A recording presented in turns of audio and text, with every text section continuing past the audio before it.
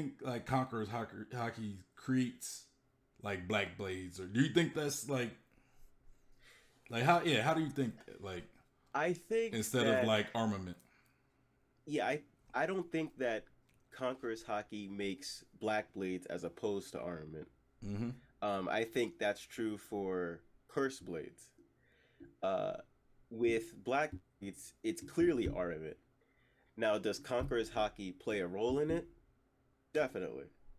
Conqueror's hockey seems to be what it is that breaks limits. That's what I think Conqueror's hockey really is. Okay.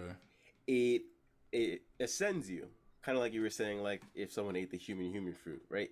It's about achieving Like some awakening. kind of transcended state. Yeah, Mm-hmm. awakening. Yeah. Exactly. So I think that's really what Conqueror's hockey's true potential is. Yeah. So I do think Conqueror's hockey plays a role in making black blades, but it black blades are made from armament hockey because armament is the physical manifestation of the spirit. That's why Zoro can hold Shishui and notice that it's literally heavier Yeah. than a normal blade because it's physically present. That hockey is there. Yeah. Conqueror's hockey is intangible. That's Yeah. why I think that Conqueror's hockey affects curse blades, but not exactly. Uh, you can't say that this black blade is cursed because it has hockey. It doesn't work that way because that's armament, and it doesn't even work with just saying the Conqueror's hockey's in this sword because it's cursed. Because for one, I say in the video, the very first video, it's not really a curse. That's really what made me want to remake this video was because I said that 2 years ago, and now Mm-hmm. 2 weeks ago we get a chapter where the guy literally says, "Swords are not cursed. They're just It's quality. the will we put into these swords." Yeah. So I wanna ask you this.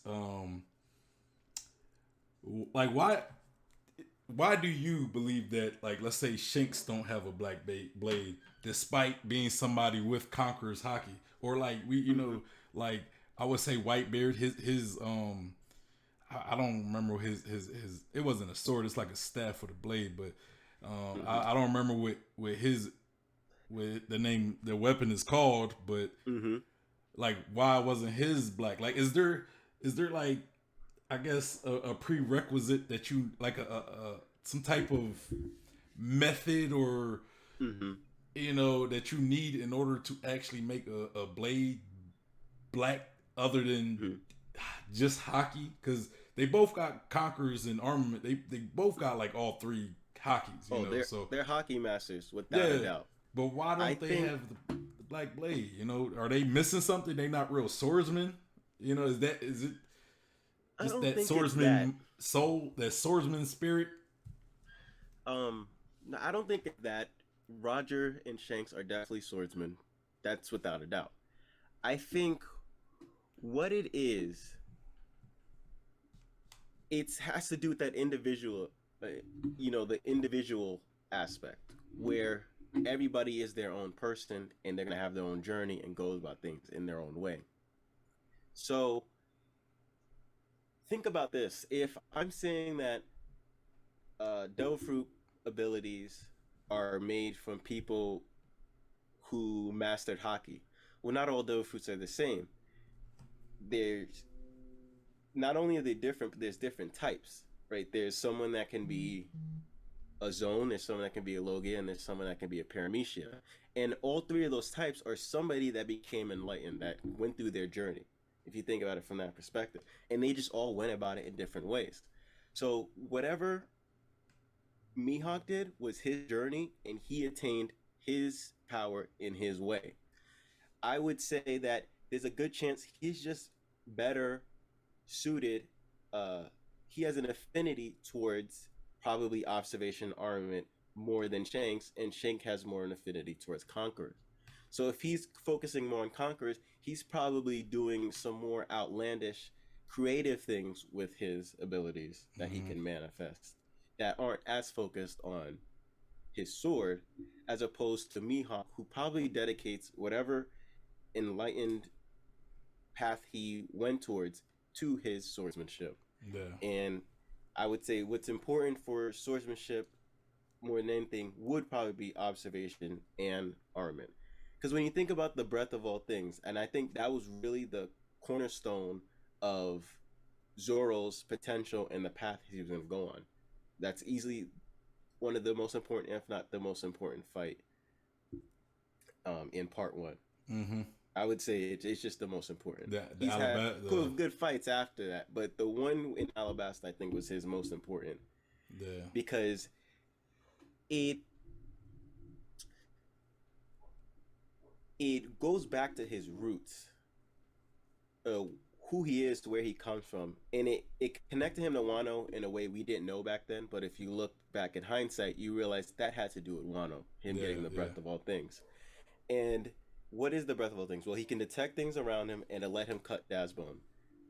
Right? Observation and armament. That's pretty much what it is. Mm-hmm. At its core. I don't think it has to do with conquerors, because what's his name? Hyogoro talked about basically the breath of all things. He said everything about the breath of all things without saying the breath of all things when he's talking about Ryo in the prison. And if he's talking about it like anybody that becomes a samurai can get that ability, then not anybody can be conquerors. I just think having conquerors is quintessential if you want to be the best. But that mastering conquerors is more for people like Luffy, Shanks, Roger. Yeah, I would think Mihawk too, since he's like you could say he's like the king.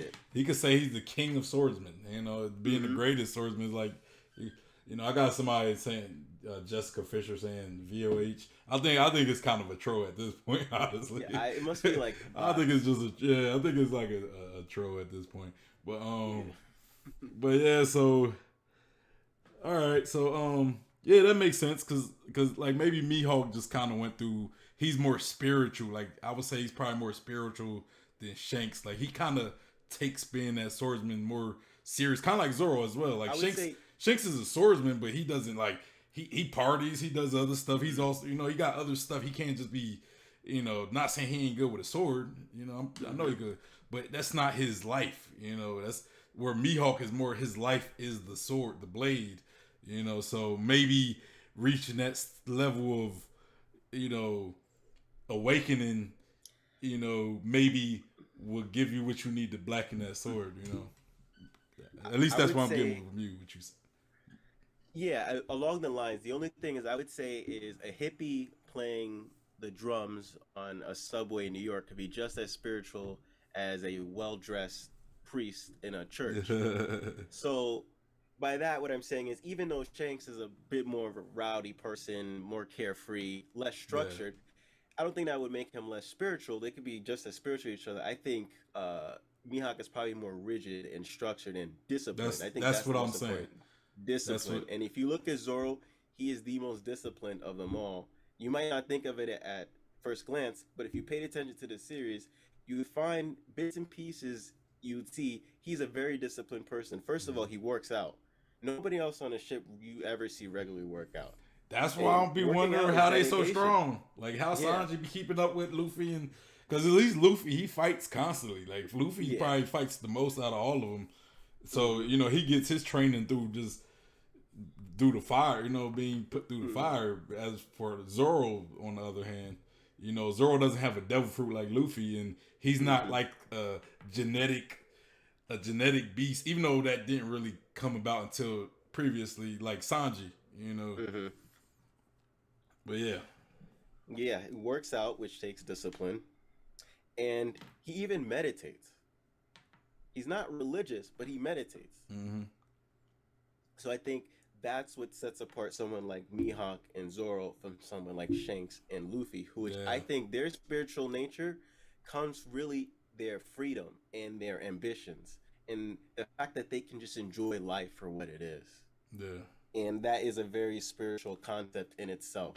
But Zoro and I would say Mihawk, their freedom comes from more of a disciplined approach.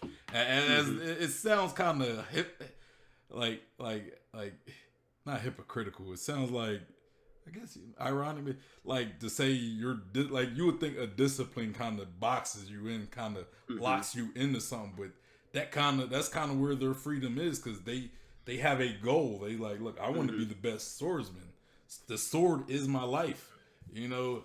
All that other stuff, ambition and stuff. My ambition is the sword, you know. So having that type of honing in, Yeah, you they know, can be in a box, but they're free to choose to be in that box. exactly, And I think that's exactly, kind of like what they show with their themselves. yeah, I and think that, with the three main guys, they show something like Luffy's ambition, Zoro its discipline, and Sanji its conviction. yeah, Sanji's character is always about this is who I am, this is who I want to be, and I'm gonna stick to my principles yeah. and Even what as I want far for as myself. even as far as Sanji destroying his raid suit because Mm-hmm. he thought he would become like his brothers, and he just didn't want to be like he's that stubborn, you know. Mm-hmm. Yeah, like yeah, I remember talking about that in my stream. I was kind of like, yeah, Sanji just got that stubbornness about him. Yeah, and But I bet that strengthened his hockey. And with Zoro, um, when he's like Enma is taking all this hockey from me. I can't survive this. I'm gonna die if I keep on fighting like this. But then he's like, and that's how it's supposed to be, mm, because hockey blooms on the battlefield. If he were to think, "Oh, I'm gonna die, so I shouldn't be doing this," Enma would probably never listen to him ever again, and his hockey would be stifled, and he wouldn't grow stronger. exactly. So it's all about conviction. It's much as much about the mind as it is working out. Yeah, so you kind of answered one of my questions. Like I was gonna say, does a connection need to be made to in order for a sword to become black? And you know, we kind of talked about that. It's kind of that Mm-hmm. discipline more so, you know, and that creates that connection. You know, like seeing Zoro always taking care of his blade, and it's just, Mm-hmm. you know, like it creates a connection, and then him having these flashbacks. Yes, But and the swordsmith, the person that made it, because it's their soul they put into that sword. exactly, exactly.